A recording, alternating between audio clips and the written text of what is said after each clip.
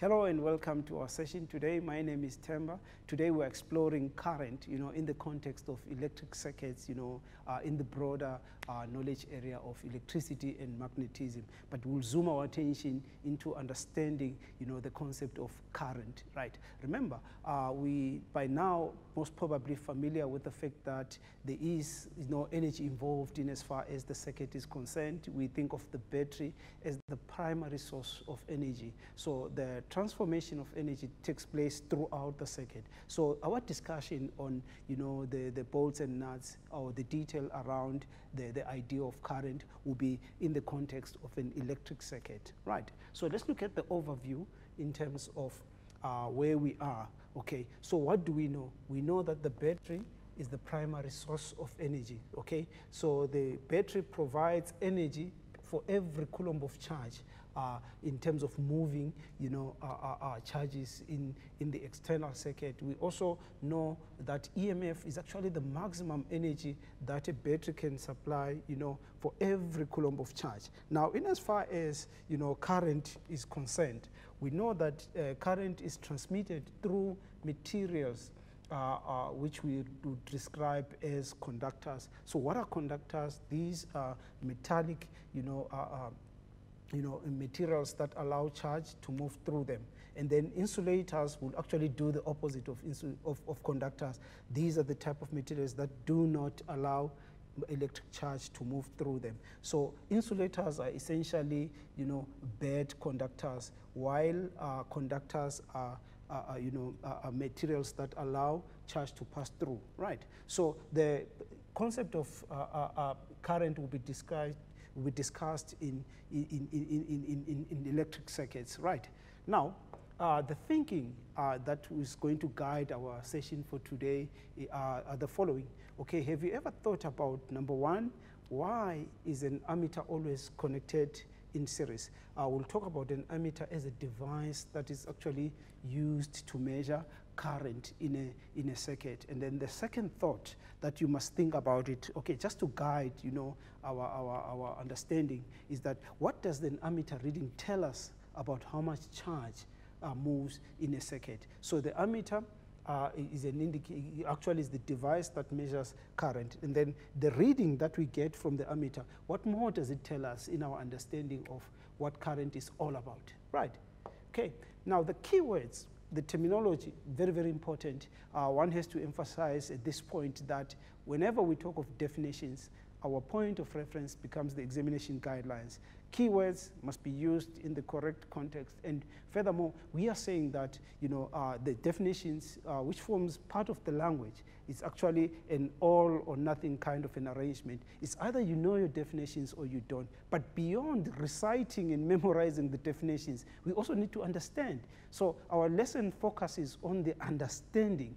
That's why we emphasize on the thinking, how you must think as a young scientist, right? So current is the main concept for today, which is a quantity, okay? Remember, a quantity is anything that can be measured, because in the context of current, we'll talk about moving charge, either positive or negative. Think about the subatomic particles, okay? So when you talk about charge, think about the subatomic particles, all right? Okay. Now the subatomic particles are actually your protons, electrons, and neutrons. And then when we talk about current, we're talking about the electrons, okay? And then the word rate is used in many scientific contexts, as you discover as we move along. When we talk about rate, it has a component of time. So when we talk about the rate of something, let's say for argument's sake, rate of moving charge, we are asking ourselves, how much charge moves past a point in a given time? So the unit of time, again, very, very important, is a second. So if we talk about a unit, we're talking about one. Okay, so if we talk about a unit of time, what are we referring to? We are referring to 1 second. Okay, so the rate has a lot to do with time or time interval, okay? The change in time, all right? Okay, and then by now, we most probably familiar with the key components of a simple electric circuit from our earlier grades. We understand that for us to set up a simple circuit, we need certain instruments or certain components that make up that electric circuit. But the main idea behind a circuit is just to say to us that, look, energy is transformed from one form to another, as we know it from our background that energy cannot be created or destroyed. So it means that there must be, some form of energy converted or transformed to the other. So a circuit, as an example, says to us that energy is actually converted from one form to the other. So in constructing a circuit, we need a certain, components. What are these components? We need a cell. By now, we know that a cell is just a single unit with a pair of terminals, positive and negative, which is obviously going to be connected to a conductor, okay? And then a battery becomes a combination of cells that are connected in series, 2 or more. Then we have got a battery. So a cell or a battery becomes the primary source of electrical energy, okay? A conductor, we've spoken about it briefly to say that what a conductor does, it's a material in terms of physical properties that allows charge to pass through. So if we talk about electrical conductivity, we're talking about materials that allow electric charge to pass through them, as opposed to thermal conductivity, which has a lot to do with heat under physical properties of materials. So materials that allow charge to actually pass through them justifies even their use in everyday life. You think of copper wire, a nichrome wire, stainless steel. Most of them are used as electrical conductors in, circuits in our homes, because circuits, they just are not confined to, the small circuits that we construct in our school labs, but even beyond, outside the classroom, there are a lot of practical applications of electric circuit, which is the big idea of why we have to understand the science behind it, right? And then we also have a light bulb, okay, that represents a single light bulb, which also is connected to a conductor in a typical circuit. And then we've got a closed switch, okay? Okay, in a closed switch, actually, it says to us that current will be flowing, and then this is a broken switch or an open switch. So if a switch is open, it means the circuit is broken. It means there is no current in the circuit. All right. Now, let's go to our simulation just to show how exactly we set up an electric circuit. Right. Okay. Okay. Actually, it is. Okay, did you pause? I must take it from the top. Okay. Okay. How much time are we having there? 8. Okay, we're still good. Whenever you're ready.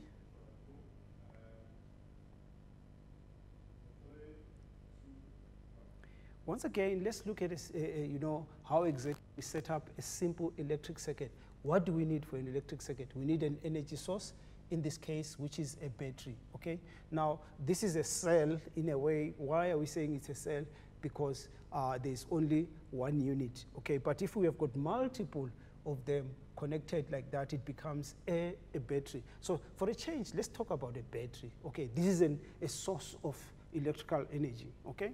Now, we've got conducting wires, okay? These are materials that allow electric charge to pass through them, okay? We will connect another one in the opposite terminal of the battery, right? And then we can have our switch. Either we will use the switch to complete or break the circuit, depending on whatever we need to achieve, right? Okay, we still have our conducting wires, which most probably it looks like a copper wire, okay? And then we can have another one, okay? And then we can also have a light bulb, okay, just to show the energy transformation that takes place, okay?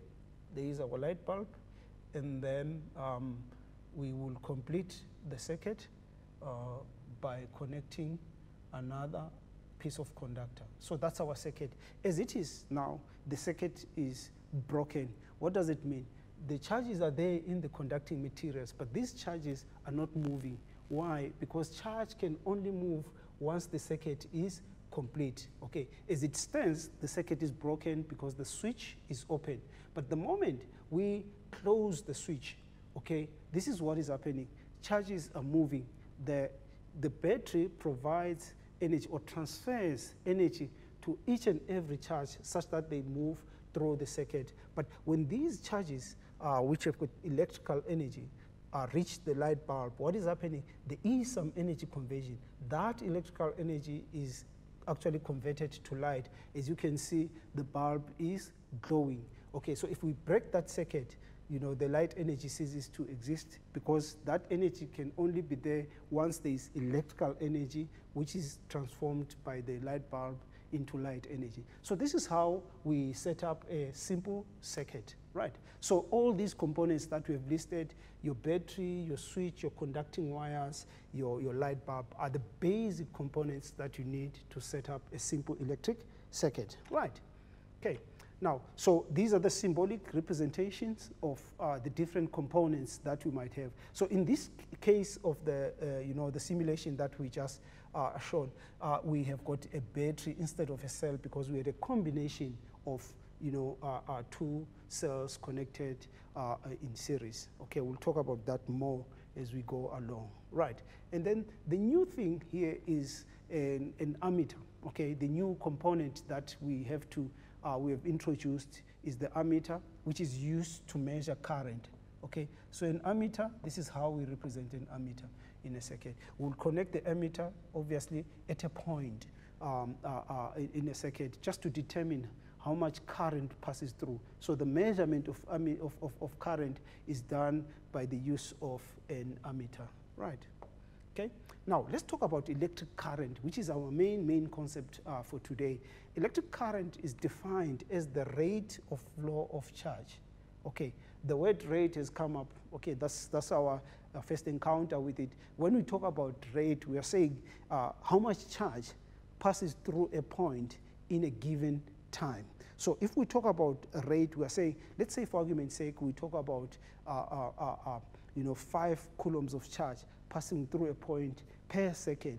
So the rate is 5 per second. That's the idea of the term rate. So the definition of current is incomplete without the keyword rate, right? So the symbol for current is I, okay, which is derived from current intensity, which is an indication of what is the intensity of charges flowing through a point per unit time. So the SI unit is the ampere, which is the capital letter A, okay?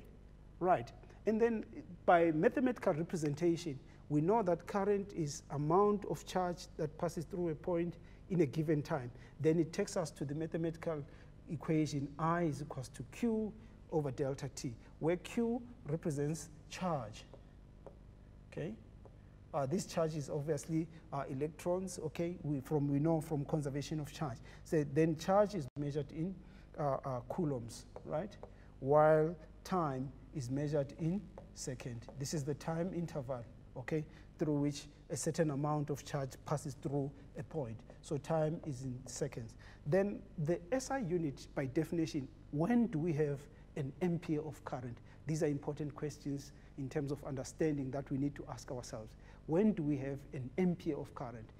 Understanding that current is rate of flow of charge, or how much charge passes through a point per second. So if we talk about an ampere of current, we are saying that there is 1 coulomb of charge passing through a point for every second, right? So if we talk it in terms of electrons, we know from quantization of charge that charge is equals to the number of electrons multiplied by the elementary charge. So if we have got a coulomb of charge, how many electrons must pass through a point per second?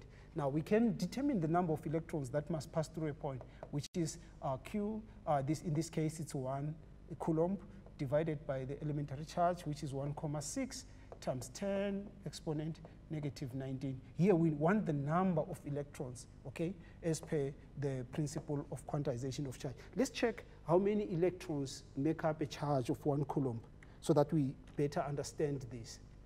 Right, so in this case, we've got 1, okay, divided by, what do we have? 1,6, okay, times 10 exponent negative 19, okay? What do we get from that? We get 6,25 times 10 exponent 18, okay? This is 6,25 times 10 exponent 18 electrons, right? So in other words, what do we mean? We are saying that for us to have an ampere of current, there must be that number of electrons passing through a point in a conductor in 1 second.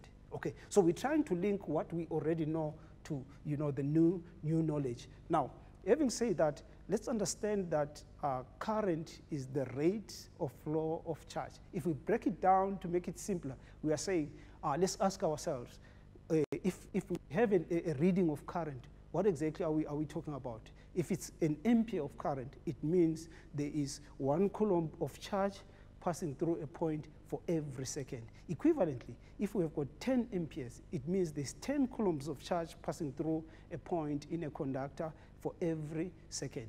After a short break, we'll talk about how exactly we measure our current in practice using our device, which is the ammeter. Let's take a short breather for now.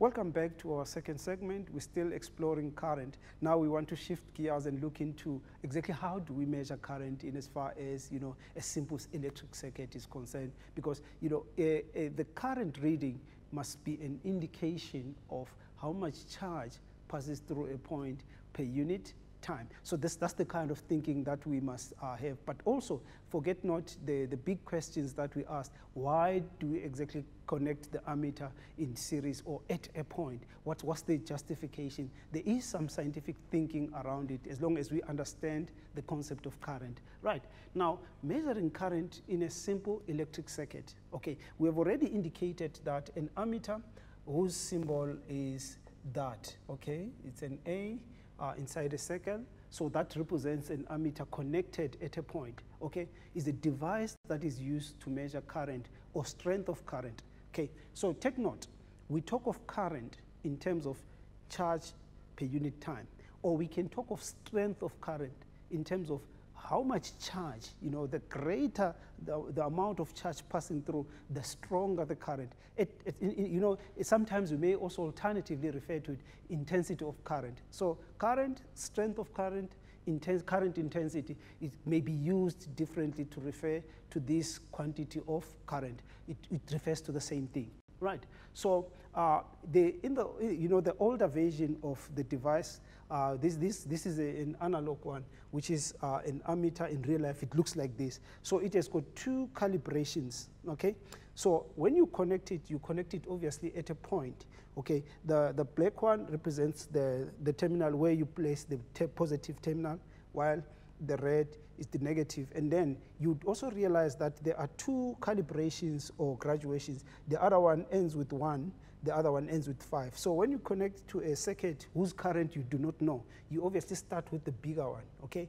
The moment the current reading, you know, that pointer deflects very, you know, to a slighter extent, it says the amount of current that you're measuring is very little, it's below 1, then you can change it and put on the middle one, okay? So this is just how an older version of an ammeter looks like in real life. But due to advancement in technology, you know, because we are living, you know, in the 4th industrial revolution now, we are having, you know, this version of a multimeter, which is digital. So this is digital, even in terms of, you know, accuracy. You know, this is more common nowadays. It actually gives you the reading electronically, so you don't have to, you know, do the you know, check between those calibrations and obviously widen the margin of error, okay? So that's our digital multimeter, right? But now let's look at measuring current in a simple circuit. Let's go back to our simulation and look at a simple circuit, right? Now, what do we need in a simple circuit? Let's take just one battery, one cell, okay? And then we connecting wires, the conductors to it, okay? And then we can have also our switch so that we can break and complete the circuit whichever way we want it, okay? And then again, we can have a light bulb just to show us how much current passes through that battery as well as through the external circuit. So I'll have the light bulb there, okay? And then the connecting wires. And then we have our ammeter here. I'll take a digital one, like the one that we showed on the slide. Okay, that's our ammeter there, okay? That will connect to our circuit, okay? And then complete that circuit, okay? Right. So a simulation actually models what happens in real life, you know. It also helps us to understand. As it stands, there is zero current, there is no current in the circuit. Why? Because the circuit is broken. We can even show the charge, okay? The charge is not moving. So once there is no flow of charge, then there is zero current while the switch is open, okay? We'll take out those charges. What if then we kind of, let's have a smaller light bulb there, okay? Let's give it, say, 3 ohms of resistance, okay? Now, if we close the switch, okay, there is an ammeter reading there. So you'd realize that the ammeter is connected at a point, okay? Now, there is something very interesting here. There is only current in the circuit while the circuit is complete. That speaks to the energy, okay? Even if we show the charge, okay, can you see the charge is moving from, it is provided the energy from the source, which is the battery, throughout the conducting material.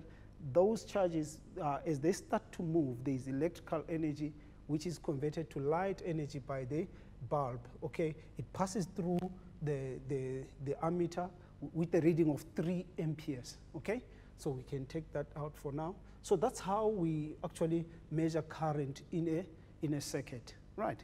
Okay, if we can go back to our discussion, okay, let's talk about the ammeter as a device. So this ammeter in real life is actually a low resistance device that allows total current to pass through it. Now back to the simulation, let's add another ammeter again here and see how we want to discover something very important about current. We'll add another ammeter onto this circuit just to get a sense of exactly what happens when current flows through a circuit, right?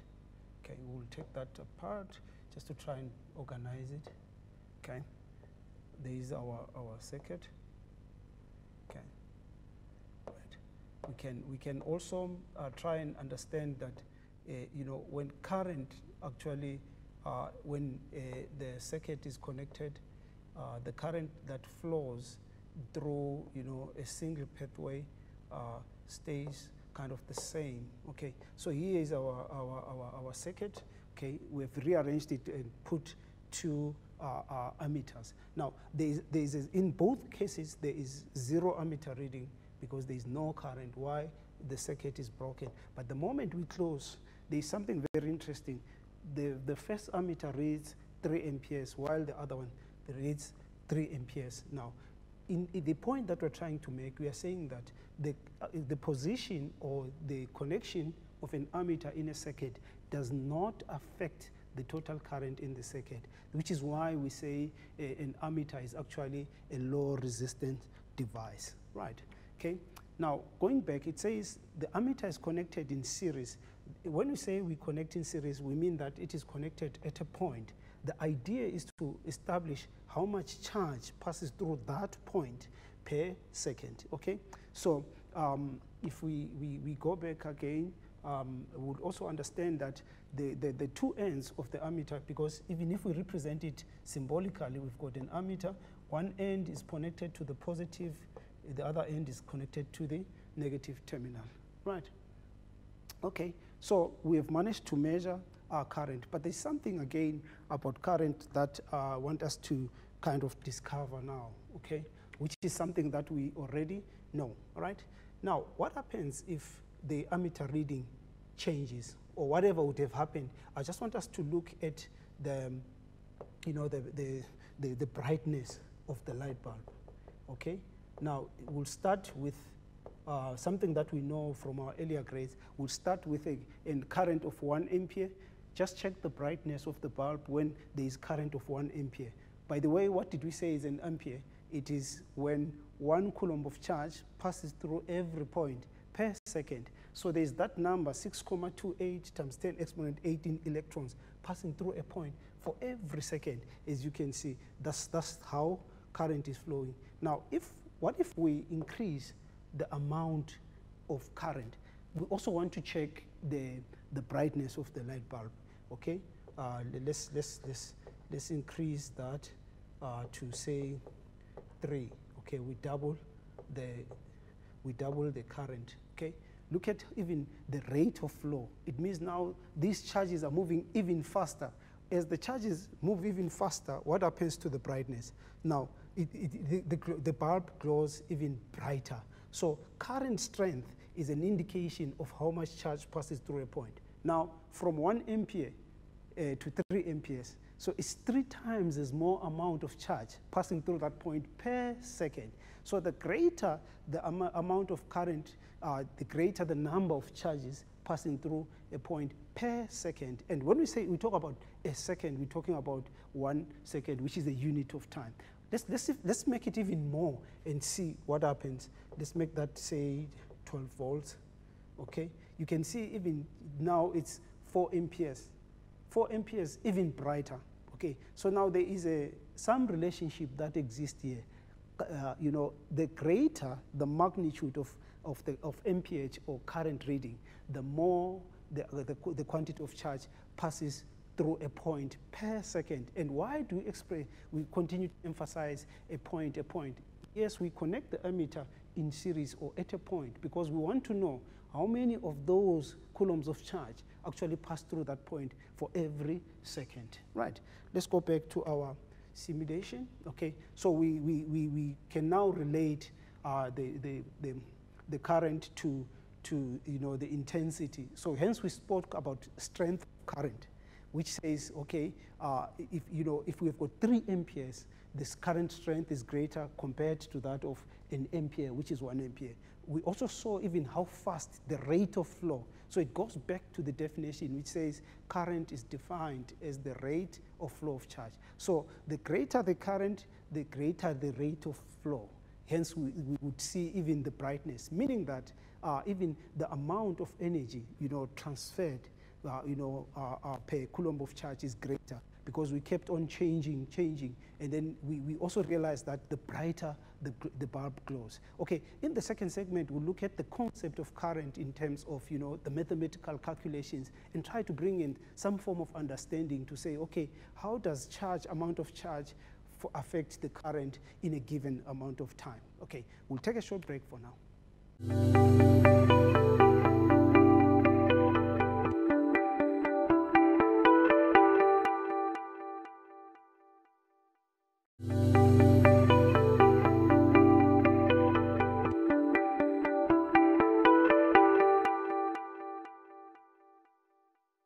Welcome back to our final segment. Now we're looking at the concept of current in terms of, you know, the mathematical equation. How exactly do we solve problems that relate to the concept of, you know, current? But remember, the facts still remain that current is the rate of flow of charge. So we're asking ourselves important questions like, okay, think about what exactly it means when we've got a current of 3 amperes or when there is an ammeter reading of 3 amperes. Now that we have demonstrated how exactly we measure current using an ammeter by connecting it in series or at a point so that we get an indication of the amount of charge that passes through that point per second. So the main question here is, what exactly does the magnitude of the ammeter reading tell us about an electric circuit? And then secondly, what if there was double the amount of current registered by the ammeter?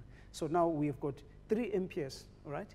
And then if we double 3 amperes, what do we have? We've got 6 amperes. Now, what does that tell us about the current strength or the current intensity? Or alternatively, what does it tell us about how much charge passes through a point in 1 second? So if it's 3 amperes, we are saying that there's 3 coulombs of charge, whatever that number of electron is that pass through that point in a second per second. So if we double it to 6 amperes, what does it mean? It means there's 6 coulombs of charge passing through that point per second, right? And then what does the brightness, this is a very important observation that we made in the previous demonstration. What does the brightness of the light bulb suggest about current in a simple circuit? There's something that we realized, that the more current passes through a light bulb, the brighter that light bulb burns, okay? So in other words, it says to us, if there is more charges passing through that point per second, it means the brighter the light burns, because that has also to do with something very, very important, which is the energy conversion that takes place in a simple circuit. So these are some of the thinking points that you have to actually consider, just to guide us for the purpose of our discussion. Now we want to measure the current passing through a simple circuit where we connect a light bulb, okay? Now, if we go back to our simulation, we will get something of this sort, okay?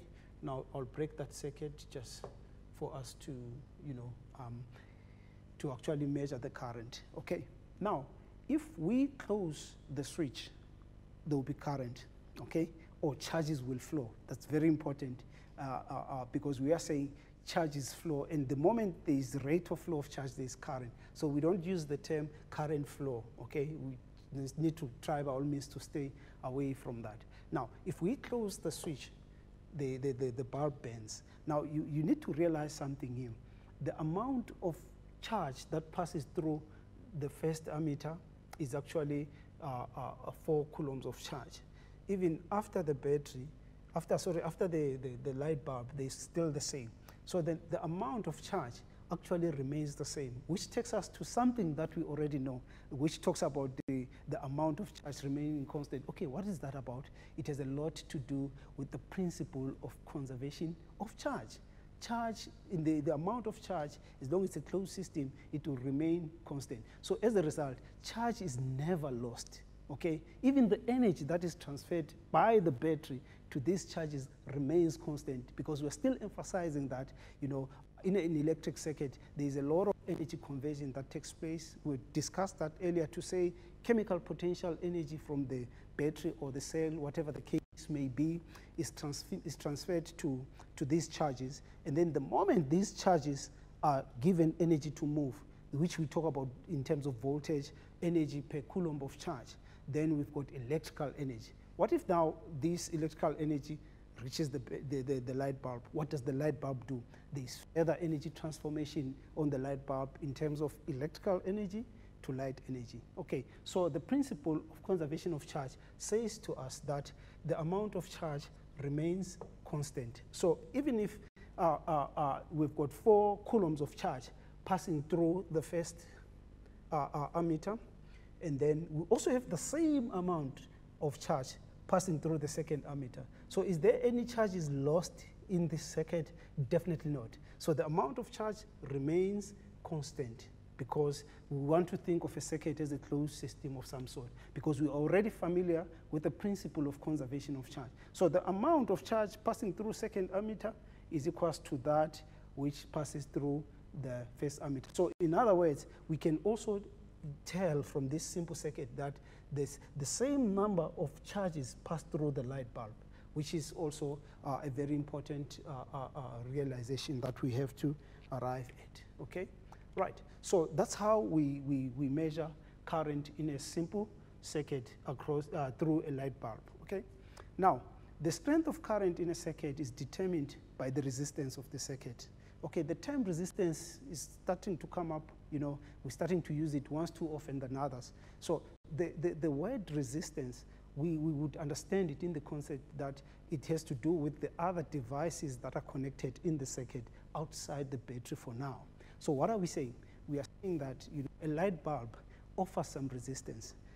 If a light bulb has got a certain amount of resistance to the flow of charge or to that current, then it has to do with the amount of energy that it converts from electrical to light energy, because that's what a resistor does. Okay, so these are components in a circuit. An example is a light bulb. So we can say, e.g., light bulb. Okay, so a light bulb will convert electrical energy to light, heat and light. A speaker will convert electrical energy to sound energy. So we're still maintaining that indeed energy cannot be created or destroyed. So energy is never lost. By all means, energy is transformed from one form to the other. So we can talk of a speaker as well as an example, a heater, But in real life, we talk of, television sets, your fridges, your microwave oven, heating and, devices that we use or appliances that we use at our homes. Okay. So the strength of current is determined by the resistance. This will lead us to even more, understanding as we go further in our study of circuits. Okay. Now, the battery stores a limited amount of energy, okay, for moving charges. So the battery does not release charge. Once again, what it does, it transfers that chemical potential energy to the charges so that the charges can move, so that it becomes electrical energy. We need to get that out of the way. So the charges are not from the battery. The battery is the primary source of energy, which is transferred to the charges. Okay, very, very important. Okay, so a battery may be designed to deliver, let's say, a current of 1 ampere for 48 hours, right? So we are going back to the point that the amount of current will also be determined by the resistance of the components that are connected in a circuit. So say, for argument's sake, we've got a simple battery that delivers a current of 1 ampere for a period of 48 hours before we consider the battery to be flat. So the moment the battery is flat, what are we saying? In other words, we are saying that there is no more chemical potential energy to be transferred or to the charges so that they can be electrical energy. That's what it simply means. Now, if a circuit draws a stronger current, we already know something about current intensity. So 2 amperes is double 1 ampere. So it means if we connect it to an appliance that has got greater resistance, which draws a current of 2 amperes, that battery will only do the same job, but for half the time, okay, before we consider it to be flat. So instead of it lasting for 48 hours, because it was designed to supply 1 ampere of current for 48 hours. So in half the time, the battery will be flat. Half the time is like, what, a day, which is equivalent to 24 hours, okay? So this has to do with the real-life application of current, okay? Right. Now, the direction of current in a circuit, very, very important, okay? Electrons are the charges that, whenever we talk of charge in a circuit, we're talking of electrons by convention. We'll explain what that simply means, okay? So electrons are the ones that actually move through the circuit. We'll demonstrate that using a simulation once more, okay? Okay, this is what we have, okay? It's a closed circuit, okay? If the circuit is complete, let's show the charge is moving. There we go. So there is 4 amperes, meaning there is 4 coulombs of charge passing through every point for every second. So this is the direction of flow of what?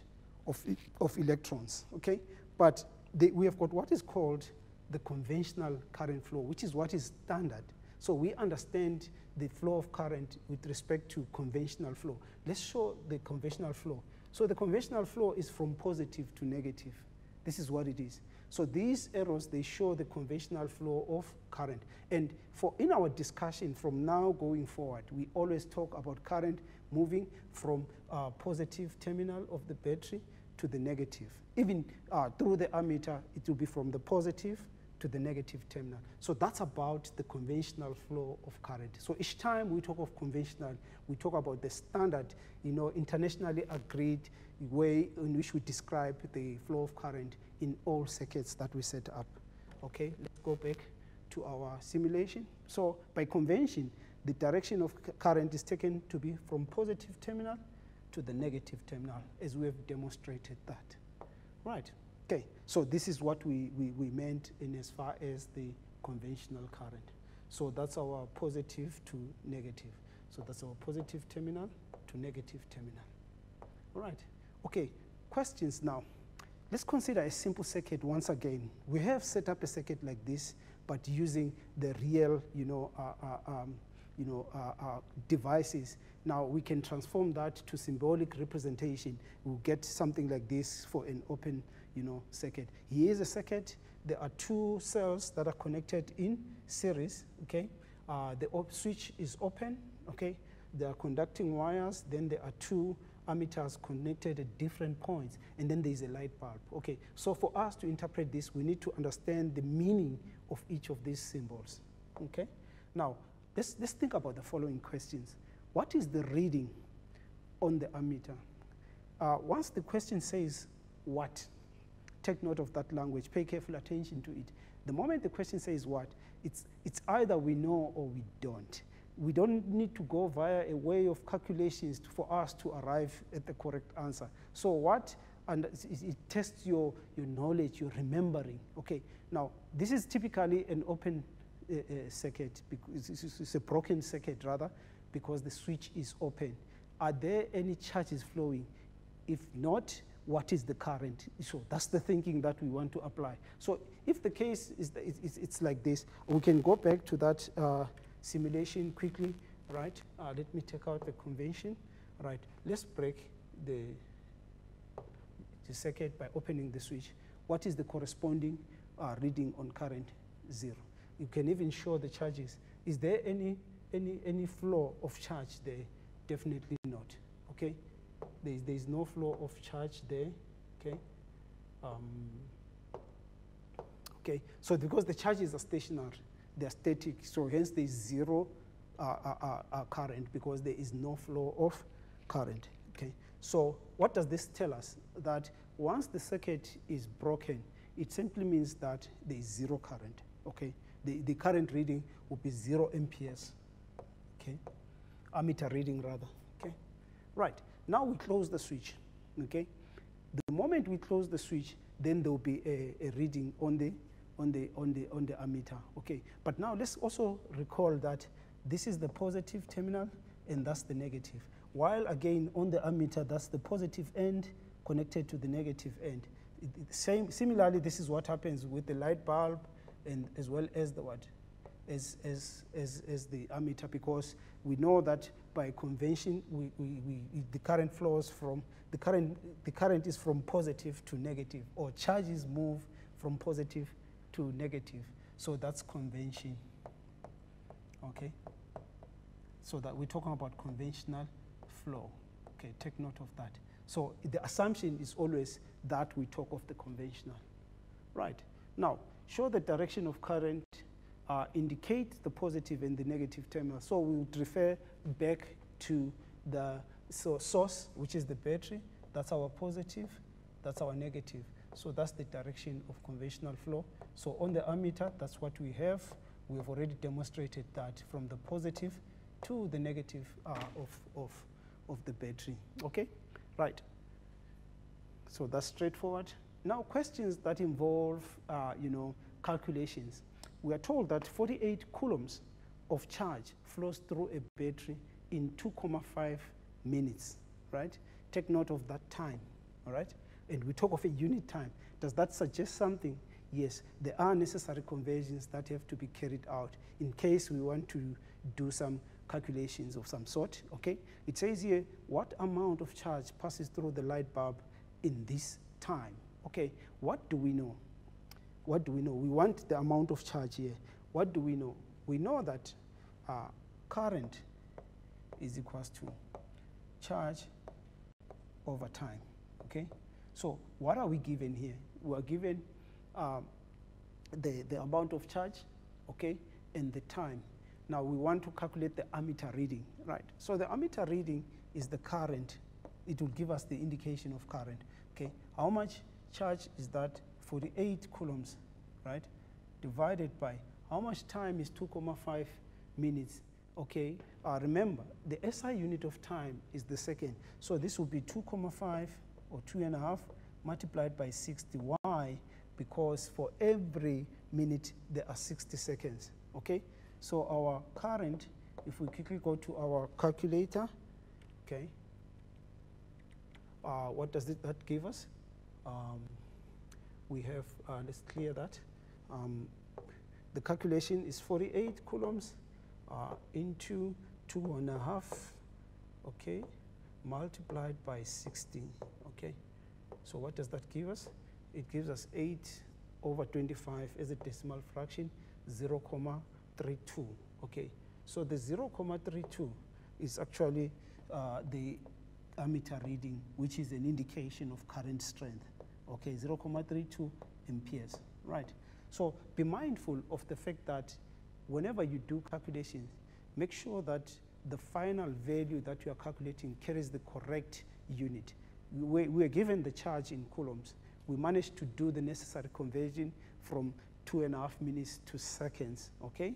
And then whatever we're looking for in this case, which is the ammeter reading, which is an indication of current intensity or strength of current, or simply put, the amount of current that passes through a point, you know, then we managed to get to that, okay? Then if we can go back, the amount of charge that passes through the light bulb in this time is exactly the 48 coulombs. That's the amount of charge, okay?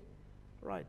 And then in summary, we understand that current is the rate of flow of charge. This is an all or nothing type of a definition. And then an ammeter is a device, that's an instrument. Current is a quantity, all right? Let's make sure that we understand that. And then ammeter is a device that is used to measure this quantity that we call current, okay? It is always connected in series or at a point. Okay, the thinking about that was that it actually, we want to establish the amount of charge that passes through a point per unit time. And then we say that, you know, an ampere of current is actually equals to 1 coulomb of charge passing through a point per second. So when we had an ammeter reading of 3 amperes, equivalently what we are saying there's 3 coulombs of charge that pass through a point for every second. So this is the long and short of, you know, what it exactly means when we talk about current. So in as far as the big ideas that have got to do with electricity, what do we know now? We know a lot about current, how to measure current.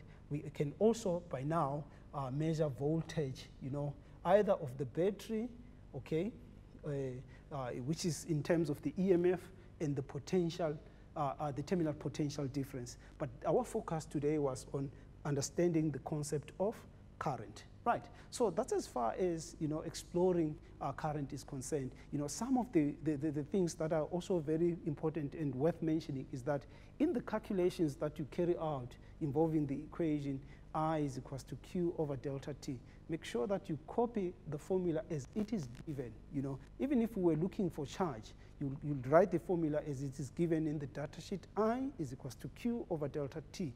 Do the necessary substitution, but be mindful of the fact that there may be cases where you have to necessarily conduct some, you know, conversions to SI unit, because everything is about SI units. And then what follows after that is obviously the maths, okay? Now, that's the time that we have for today in as far as exploring current. Hopefully it made a lot of sense to you. From myself, it's cheers and bye-bye for now.